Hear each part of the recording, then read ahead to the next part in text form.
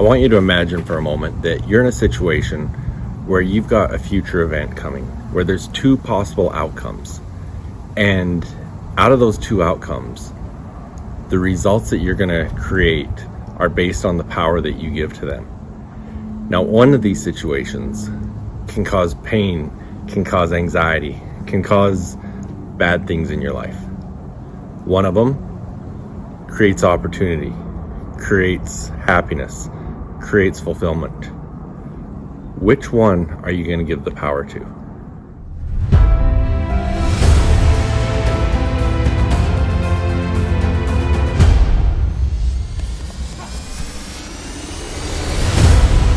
Hey, welcome back. Jeff Heggie, Daily Success Strategies. Thanks for being with me today.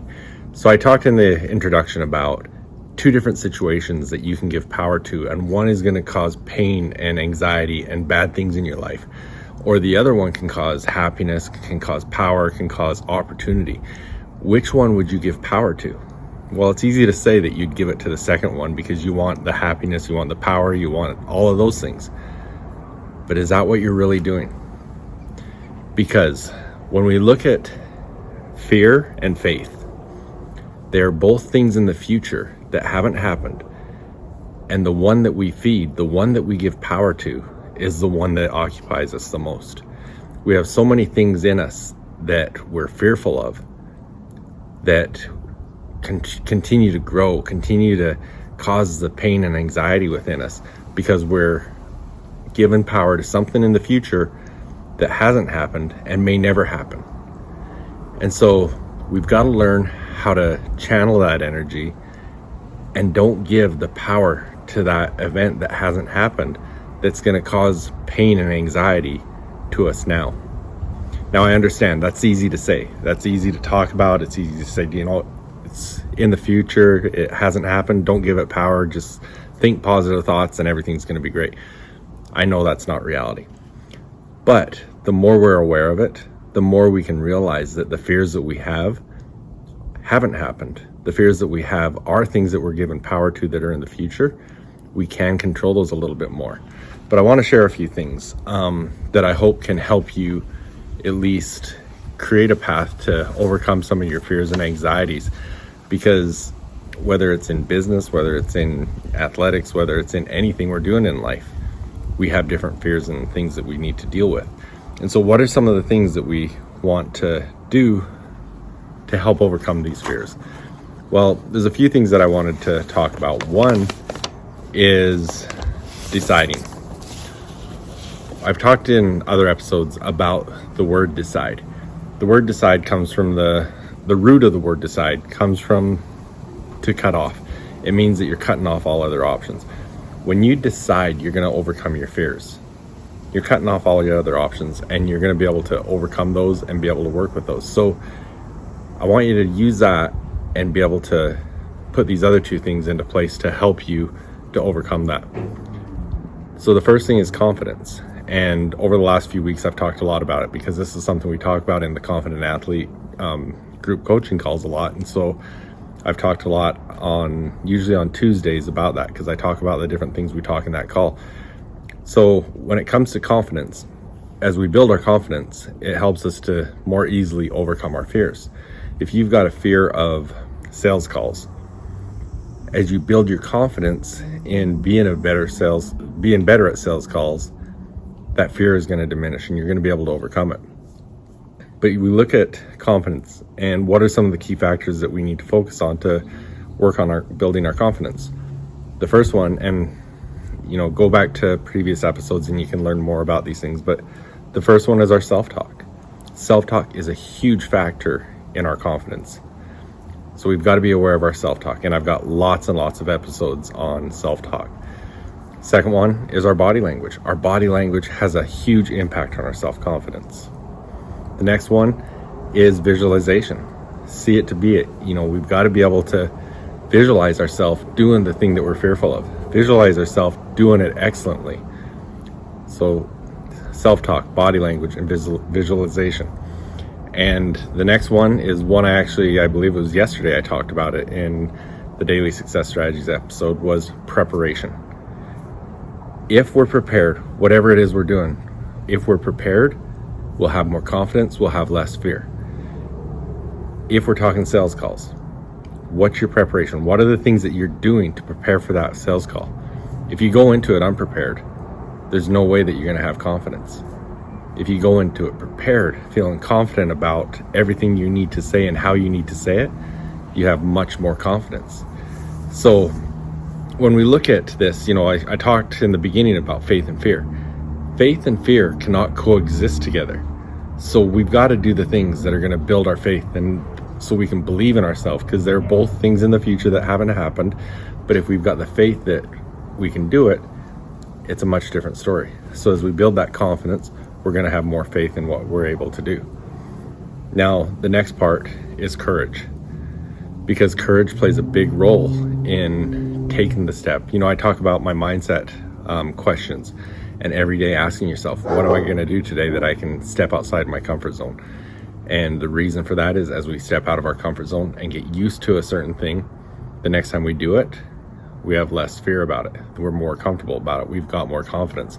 So every time you're stepping out of your comfort zone, you're building your level of confidence. Well, we've got to have the courage to step out of our comfort zone.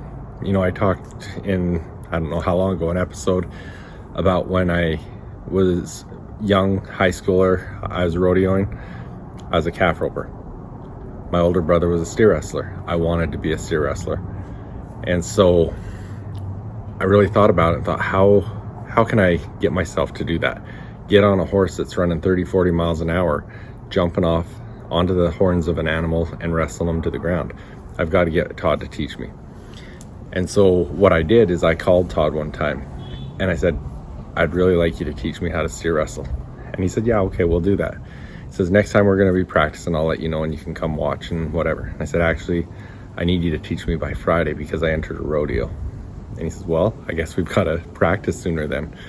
And so when we got together to do it, even just thinking about it, my heart was racing, my palms were sweaty, I was nervous to do this. And he helped build my courage, because he said, if you ride by a steer without jumping off because you're scared, that's okay. If you do it a second time, that's okay. But every time you do that, it's going to get harder and harder to jump off that horse. So if you do it twice, the next time, the hazer, that's the person on the other side of the steer on another horse, will have a rope that's tied around your waist, and you're coming off regardless. So my courage, he produced it, because I would much rather jump off on purpose than get pulled off a horse going 40 miles an hour. And so I actually did. The first steer I chased, I did jump off, and I ended up quitting calf roping soon after that, and was only a steer wrestler. But there's sometimes we need to figure out the things that we need to do to encourage us to have that courage to take the step.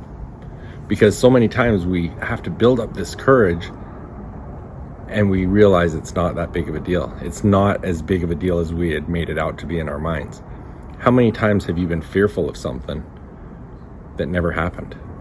Or it did happen and it wasn't nearly as bad as you thought it was.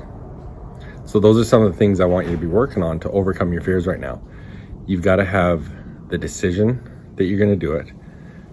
You've got to be able to build your confidence, which is the self-talk, the body language, the visualization, and the preparation. And you've got to be able to have the courage to take action. Fear is a big topic. It's not something I'm going to cover in 10 minutes here. But those are some things that I want to encourage you just to work on when you're looking at some of the things that cause fear in your life. And remember, the fear that you're having is for something that hasn't even happened yet, something that may never happen. And so why are you giving it so much power and control over your life? You have the ability to choose where that power and control is given. Why not take the opportunity to give it to faith? As we look at these things, it comes down to a matter of choice. And a lot of that is just through the conversations we have in our head, which is our self-talk.